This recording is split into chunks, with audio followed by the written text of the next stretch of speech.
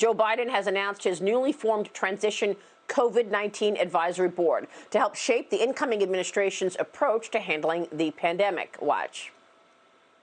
We're ready to get to work addressing the needs of the American people. Today, that work begins. It starts with doing everything possible to get the COVID-19 under control so that we can reopen our businesses safely and sustainably, resume our lives, put this pandemic behind us. There's a need for bold action to fight this pandemic. We're still facing a very dark winter.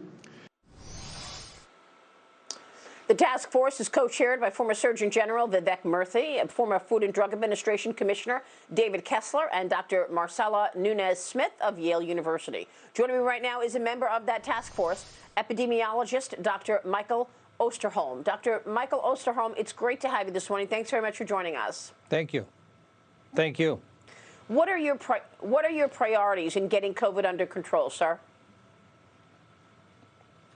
Right now, we have to have the public understand that this virus is really dangerous, that if you share air with people in the public spaces or in your private home with people who you haven't had bubbled experiences with, meaning that they've been out in public, then you're at risk. And that over the course of the next 12 to 14 weeks are likely to be the darkest period in this entire pandemic, and that they have to take this thing very seriously. So what do you mean the darkest days of the pandemic? What are you expecting? Well, you know, at Labor Day, we were at about 32,000 cases a day reported in this country, and people assumed that that number would continue to drop from that high of 67,000 earlier in the summer. And many of us saw that that wasn't the case at all, that in fact with pandemic fatigue, the idea of people who believe that the pandemic is real but are just tired of dealing with the virus, a large segment of the population, up to a third of it, which I experienced what I call pandemic anger, people who don't believe the pandemic is real and that it was just a politically motivated issue. And you put that together with indoor air, the idea of more people inside sharing air with people means that we could easily see cases go far north of the 125,000 we're reporting this past week. It would not surprise me if by the time we get to the holidays, we could be reporting over 200,000 cases a day. Oh, my goodness. So what does that mean? I mean, does that mean another lockdown? Does that mean even more aggressive in terms of the social distancing rules in place? Well, you know, the Asian countries have taught us how to deal with this. Look at that. Look at what's happening to their economies right now. They have this virus under control because people basically complied with government orders initially to limit their contact with others and to basically shelter at home until they got the numbers driven down to where then they could use contact tracing, testing, and follow-up.